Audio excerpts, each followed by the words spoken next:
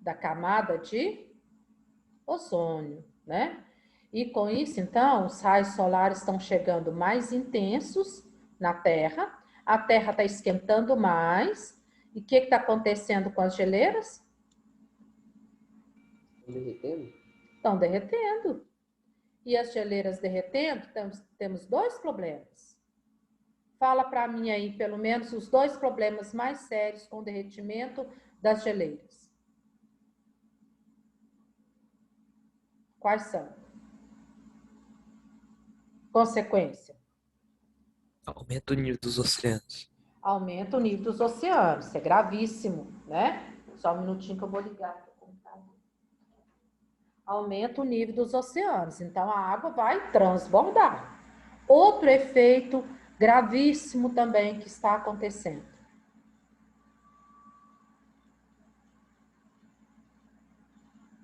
Está tirando o habitat natural dos animais. Aqueles animais que vivem no gelo, aqueles animais que dependem do gelo para viver, né? O gelo está acabando. E eles não vão conseguir viver fora do gelo. Então, a morte dos animais, a perda dos animais próximos às regiões polares, onde a camada de gelo tem derretido, tem afetado os ursos polares, os animais que vivem ali. Tem diminuído a quantidade desses animais. Aí você vai falar assim, mas o que tem os ursos polares morrer? Não tem problema nenhum. Para mim, ele não tem serventia nenhuma. Se a gente for olhar para nós, realmente não tem. Nós estamos muito longe dele.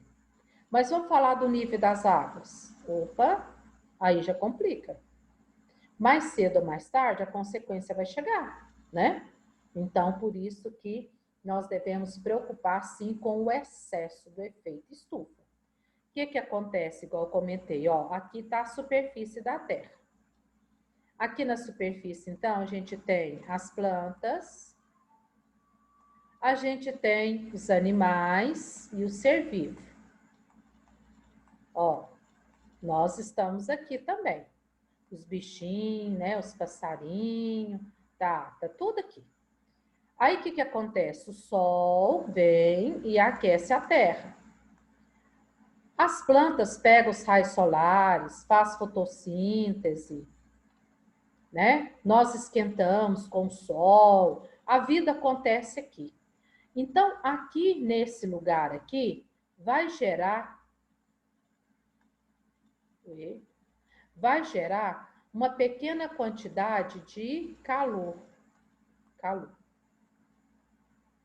Nossa, gente, desculpa, mas é terrível escrever assim. Vai gerar uma quantidade de calor. Esse calor aqui é suficiente para manter a vida aqui na Terra. O problema é quando nós poluímos muito, a poluição vai parar aqui em cima, ó, a poluição para aqui, forma como se fosse uma cobertura. E aí, o que acontece? O ar quente tende a subir, está subindo o ar quente. Mas o que acontece aqui? Está barrado. Aí ele volta e provoca o aquecimento global que nós chamamos, tá? Então, a quantidade normal de calor produzida aqui é normal. Agora, o problema é quando isso se torna em excesso. Precisamos do efeito estufa, mas não precisamos viver no excesso do efeito estufa, certo? Tá, as radiações, né? Nós vimos as radiações que penetra, tá certo. A luz visível, né? Ó, radiação solar vem até aqui na Terra. Tudo absorve isso aqui e elimina o excesso para a atmosfera. Mas os gases do efeito estufa, que essa camada aqui está cobrindo, né? E está impedindo, então, da radiação voltar, tá? Está impedindo. Dentro desses gases do efeito estufa aí, nós falamos do metano, que é um deles, né? Mas acontece que precisa de muito metano para dar um efeito mais forte na atmosfera. Aí você vai falar assim, a gente fala que o gado é um dos grandes poluentes da atmosfera, né? Com gás metano. Mas parece que a natureza é tão aberta, é tão assim, será que mesmo sendo dessa forma, esse gás ainda está conseguindo chegar lá em cima e destruir a camada de ozônio, né? Provocar esse efeito todo? O problema não é só hoje. É hoje, amanhã, depois de amanhã, o mês que vem, o ano que vem, do ano... É a consequência do acúmulo disso daí. É o acúmulo. E sem contar que a modernidade, por exemplo, igual os sprays, né? Aerosóis. Hoje a praticidade da gente bater é muito mais rápido. Antigamente não tinha isso. E ele emite o gás, CFC, que vai prejudicar a camada de ozônio. Nossa, mas um desodorante que eu uso, né, vai prejudicar lá? O problema não é hoje. E não é só você. É você, eu, nós, né? É o conjunto, a quantidade é que acaba prejudicando, tá certo? Então, essa quantidade aí. Então, vamos lá. Ação humana sobre efeito estufa. Pega seu marca-texto, quem tem o livro. Quem não tem, vai focar aqui comigo, tá? E vamos, então, com o nosso marca-texto caminhando aqui, tá? Ó, na história da humanidade, alguns eventos foram marcantes para que a gente possa chegar onde nós chegamos com o nosso desenvolvimento. Já falei para vocês o início da domesticação de animais e o plantio de alimentos. Quando o homem estava no planeta Terra, ele não plantava, ele ia lá na mata e buscava. Eu penso, né? Porque a gente sabe que muitas coisas que o homem foi aprendendo foi por acaso. Eu penso que o homem, por exemplo, trouxe um fruto, comeu perto da cavernazinha dele, onde ele morava. Jogou a semente ali no chão. O que aconteceu, gente, depois de alguns dias? O que vocês acham que aconteceu? A semente cresceu. Semente germinou e brotou. Aí o que ele pensou? Uai, eu não preciso de ir lá no meio da mata para buscar. Eu deixei essa semente cair aqui, essa planta nasceu aqui. Então, eu vou trazer até mim os vegetais, o que eu preciso. Não é eu sair buscando, sair mudando, a fonte de alimento aqui acabou. Então, pega a minha trouxinha, vou para outro lugar, era assim que eles faziam, né? Os nômades. Pega a minha trouxinha, vou para outro lugar, instalo ali e vou explorar ali. Acabou o alimento ali, eu vou para outro lugar. Aí ele começou a pensar, mas eu, ao invés de eu ir até o alimento, eu vou trazer o alimento até eu. E ele começou então a plantar. Os animais, ele começou a domesticar os animais. Para quê, gente? Para que vocês acham que ele começou a domesticar os animais? Qual a razão disso? Para usar eles? Para usar no seu dia a dia, como transporte, como trabalho, né? Como fonte de alimento, para usar os animais, isso mesmo. E o homem, então, começou a trazer as coisas até ele, ao invés dele ir, né? Ele começou a trazer. Isso foi passo a passo, até que isso veio trazer como consequência, né? O que nós temos hoje. Às vezes eu tenho que desmatar para me formar pasto e criar gado. Eu tenho que desmatar para eu produzir uma lavoura. Eu tenho que desmatar para eu construir uma estrada. Eu tenho que desmatar para eu construir uma indústria. E por aí vai, né? O problema, igual eu falei, não é só eu. É eu, o outro também. E aí a coisa vai tomando a dimensão, né? Que a gente perde o controle. Que a gente perde o controle. Vamos focar comigo aqui, a própria cidade de Brasília. Ali onde é a cidade, ali Brasília, o Distrito Federal, era um grande cerradão bem fechado. Aí eles desmataram para construir a cidade. Aí você pode falar assim, não, Irani, mas tem muitos locais lá na cidade que tem aquelas, tipo aquelas avenidas largas, né? E que no meio ainda tem muita plantação. Concordo. Quem foi em Brasília sabe o que eu estou falando. ali no plano piloto, ali que a cidade é planejada, né? Eu tenho uma rua de cá, outra de cá, e no meio um espaço bem grandão, com plantas, com árvores do cerrado ainda, beleza. Mas e o resto, que não é planejado? As cidades satélites ali que não são planejadas, desmatou tudo e construiu. Por isso que lá em Brasília, quando dá queda de umidade do ar lá, às vezes tem que parar a cidade, de tão forte que é, né? Já era um cerrado, cerrado é o clima semiárido. Ainda desmatou, pronto, acabou, né? É assim que vai. Ó, com essas ações, modificaram o ambiente de uma forma pouco intensa no início, pouco intensa. Só que isso foi prolongando, né? A situação agravou intensamente a partir do século XIX, quando iniciou a era das máquinas térmicas. Até então, não tinha máquinas, era tudo manual. E aí o homem começou a construir máquinas para trabalhar. E as máquinas começaram a liberar poluição para o ar, né? Aí começou a surgir as máquinas poluidoras. Grife isso aqui, tá? No início do século XIX, que eu estiver grifando de lápisinho aqui, você vai grifar aí também.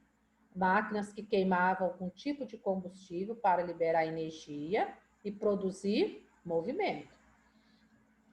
As primeiras, algumas delas, né? Primeiras máquinas de tudo, eram manuais.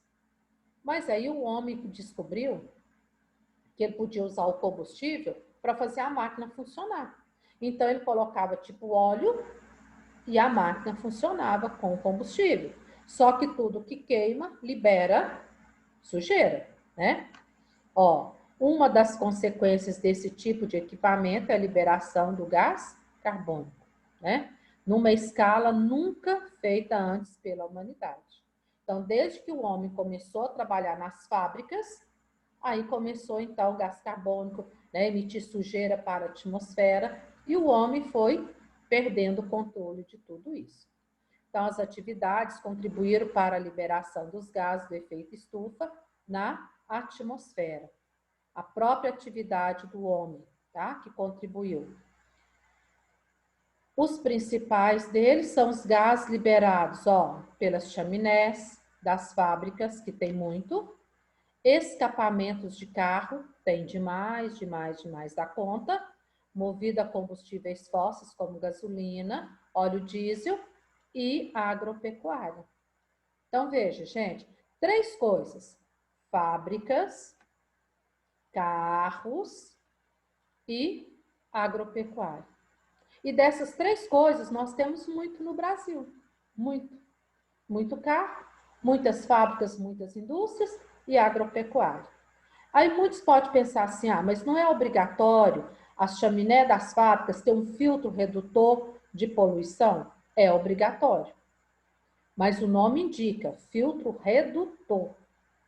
Não é um filtro que evita toda a poluição, ele reduz. Não é, a maioria dos carros, não é obrigatório não, mas a maioria dos carros mais novos já tem no seu catalisador também um filtro que diminui a emissão de poluentes do carro, mas não tira todo o poluente, tá? Esse é o problema, não tira todo. Aqui ele fala do gado, né? Do processo de fermentação, que elimina o gás metano através da flatulência deles, né? O que é flatulência, gente? Eliminação de pum, tá? Então, eliminação de pum é flatulência. É o nome que a gente dá, é o nome científico para o comum nosso aqui, tá? Flato, viu? E o Brasil é um dos maiores, né, criadores de rebanho do mundo. Cerca de 200 milhões de animais. Gente, é muito gado. 200 milhões. Se você conseguir imaginar isso em quantidade, é gado para lá de metro, né? É muita coisa, tá? E trata de uma fatia importante de emissão de gás estufa. Mas então não pode criar gado mais. Acabou. Como que nós vamos fazer? não é? Como que vai fazer? Nós não vivemos sem o gado, então é controlar as outras fontes emissoras. Além disso, ó, geração termoelétrica tem no Brasil. Termoelétrica, né? Também contribui com essa emissão dos gases estufas. O agravamento progressivo desse fenômeno em escala mundial, a consequência disso, né? É um agravamento. Quanto mais intenso e efetivo, mais energia é retida no planeta. E com isso, mais quente a Terra fica. Mais quente. Teve uma época que eles estavam fazendo uma propaganda, eu não sei se vocês lembram, eu até tentei procurar para trazer para vocês verem, mas eu não consegui achar, não. Tem uma pessoa que passa andando na rua, algumas cidades, eu acho que lá no Bernadão, lá perto da Morada Nova, tem uma pilastra e com em cima, acho que um marcador de horas e temperatura. Alguém já viu isso lá? Quando a gente está entrando, né, pela avenida ali, eu acho que tem aquele, né, marcador ali de temperatura e de hora. Então, algumas cidades têm isso no meio da cidade. A propaganda era, uma pessoa passava, olhava lá o termômetro, 37 graus.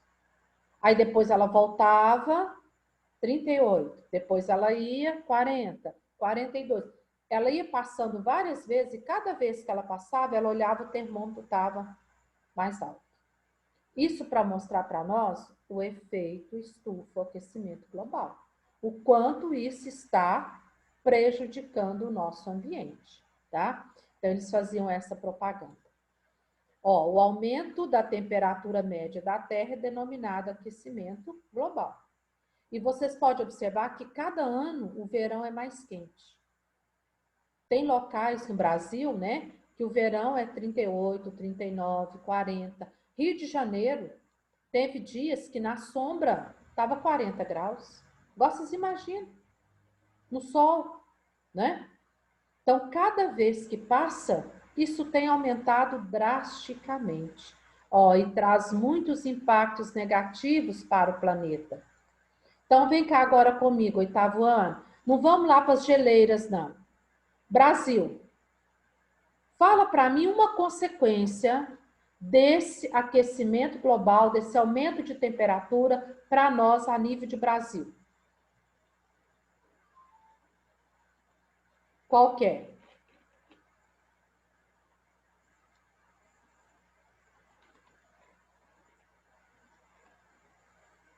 Ninguém quer falar? Uma consequência? A seca. Por que a seca? Porque vai secando os rios. O reservatório de água, né, vai abaixando. Você passa perto da represa. Eu não sei se alguém de vocês aí tem rancho lá na represa. A água está o quê? Lá embaixo. Secou. Acabou. Uma consequência. Outra consequência. Mais uma. Quem vai falar outra consequência para nós? Caio, você sabe falar para nós uma outra consequência? Uma consequência é as águas secar. Outra consequência desse calor excessivo no planeta.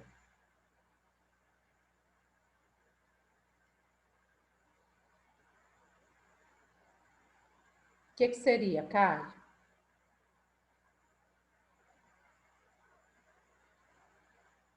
Liga seu microfone para a gente falar, para a gente conversar.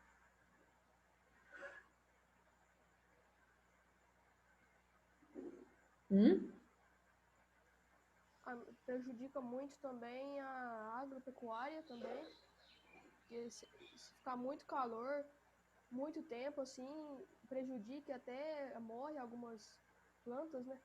Muito bem, Caio, parabéns. Prejudica a agropecuária, mata os vegetais, mata as plantas. Quantos agricultores perdem lavoura porque não chove, não é? Seca tudo. Muito bem. Outra coisa também, os próprios animais, né? A gente às vezes vê mostrando para nós aquela seca lá no Nordeste.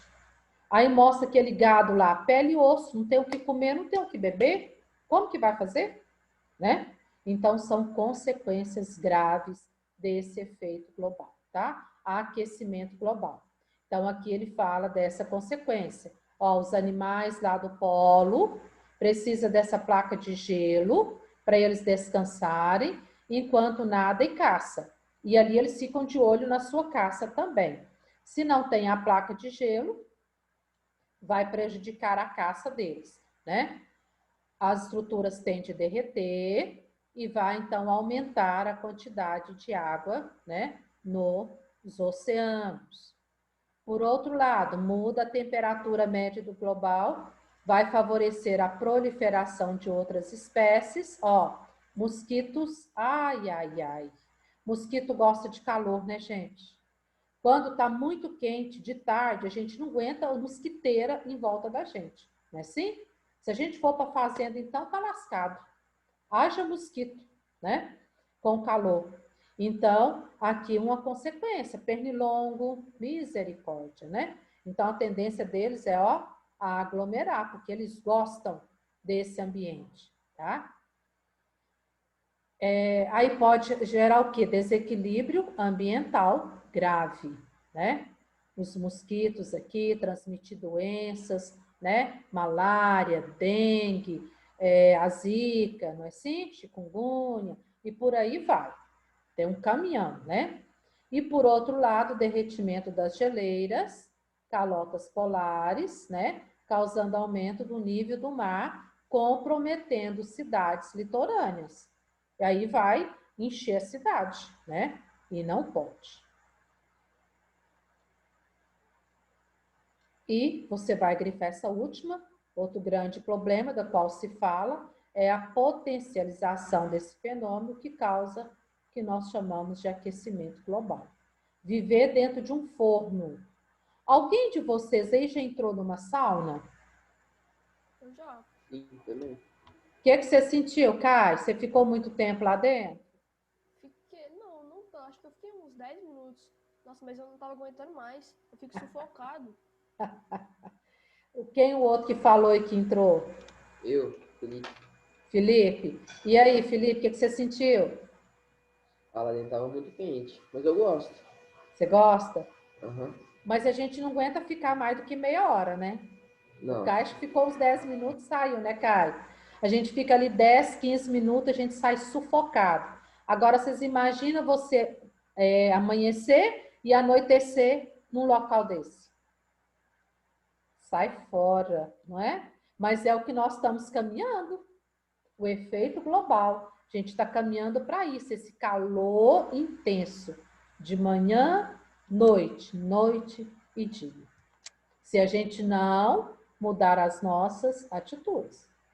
O país, de um modo geral, tem feito algumas convenções, né? De vez em quando eles reúnem o planeta, de um modo geral, reúne os países mais poluentes, China, Estados Unidos, né? E aí faz aquelas reuniões para ver o que pode ser feito, criar o projeto Kyoto, diminuir a poluição, mas infelizmente isso fica onde? No papel. Infelizmente isso mal sai da gaveta, né? Então é complexo. O que nós devemos fazer então para reduzir, né? Ó, quais as ações que cada pessoa pode adotar, contribuir com a melhoria das condições de vida dos seres da Terra? Se a gente for olhar, nós, por exemplo, o que cada um de nós pode fazer para melhorar esse efeito estufa? Vamos pensar aí, gente, numa ação individual que você, eu, que a gente pode fazer para reduzir o efeito estufa. Pensa aí e fala. Quem for achando, pode abrir o microfone e falando. Reciclagem? Reciclagem de material, muito bem. O que mais?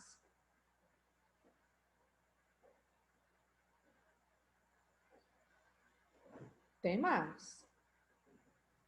Economizar energia? Economizar energia, usar só o necessário, muito bem lembrado, Caio. O que mais? Tem uma coisa que hoje virou quase que moda nos jovens, nos adultos, que reduz a poluição, que contribui para reduzir o efeito estufa.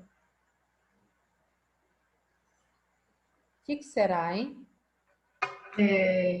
Cigarro, essas coisas. Hã?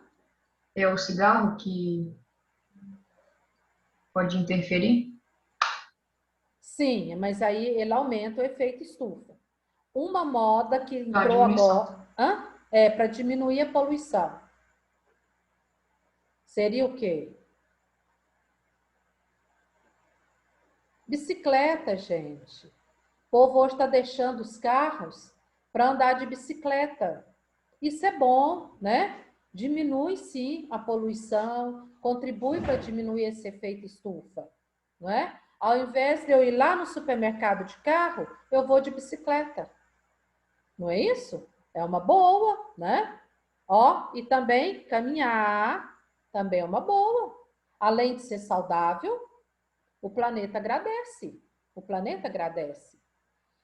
Uberlândia já tem, fora do Brasil tem cidades, locais que ficam as bicicletas nas ruas, a gente paga o aluguel, eu pego a bicicleta, vou ali e volto, né? Eu, ao invés de pagar Uber, eu pago a bicicleta e vou de bicicleta e volto, não é?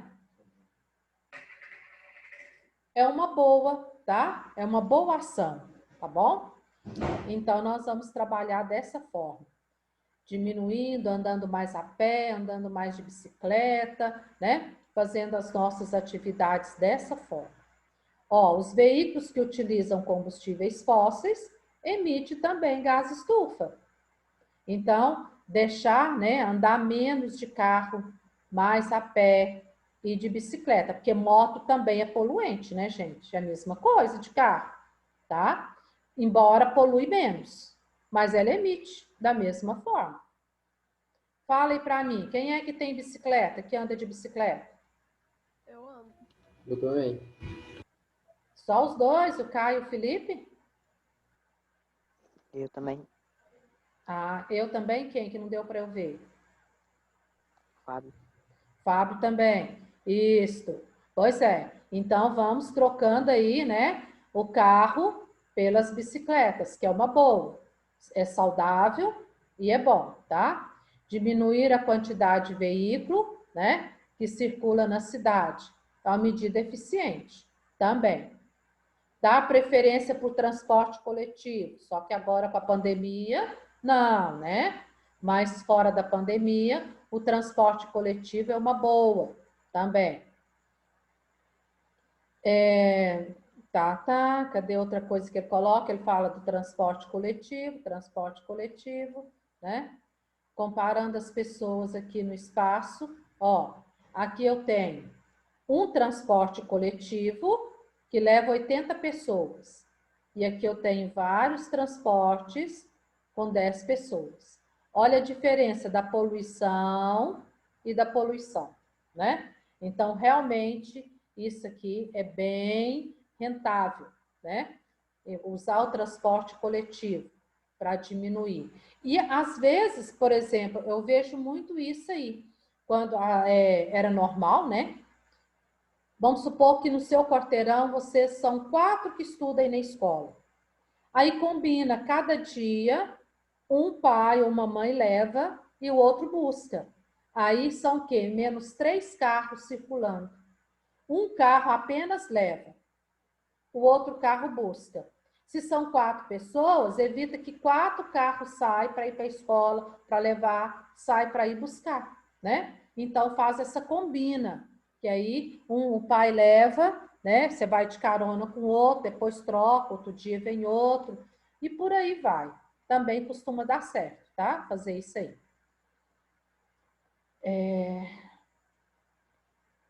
Ó, outra atitude é trocar os veículos por modelos menos poluentes. Os carros mais novos têm uma tendência a ser menos poluente, tá? os carros mais novos. Então, é ir trocando aí. Pode falar. Hoje tem gente muito comprando carro híbrido também, né? Isso, que ele ajuda bem a reduzir essa poluição, né? Tem essa solução, tá? Muito bem. O carro a álcool, ele é menos poluente do que o carro a gasolina. Até porque o gás carbônico emitido pelo carro a álcool, as plantas absorvem ele. Para que as plantas vão absorver esse gás carbônico? O que as plantas vão fazer com ele? Fotossíntese. Então, o carro a álcool, olha aqui, que interessante, 8º ano. O álcool é produzido pela cana-de-açúcar.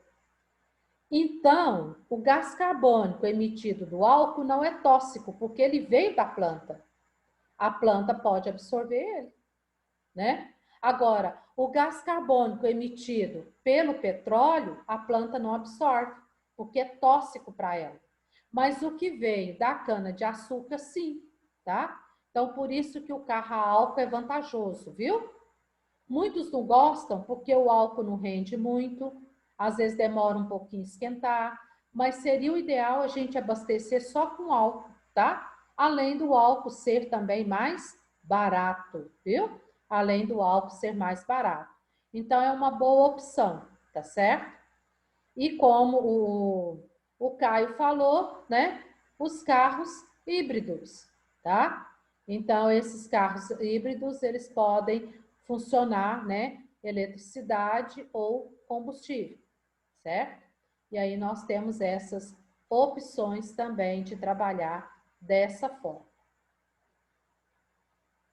As fábricas, ó, também é importante adotar medidas voltadas para outras fontes de emissão. As fábricas e indústrias precisam, então, ter cuidado com as suas chaminés, né? Tem uma lei que determina a fiscalização e filtros para colocar nas chaminés e diminuir, então, esse efeito estufa. 8º ano, eu vou parar aqui agora.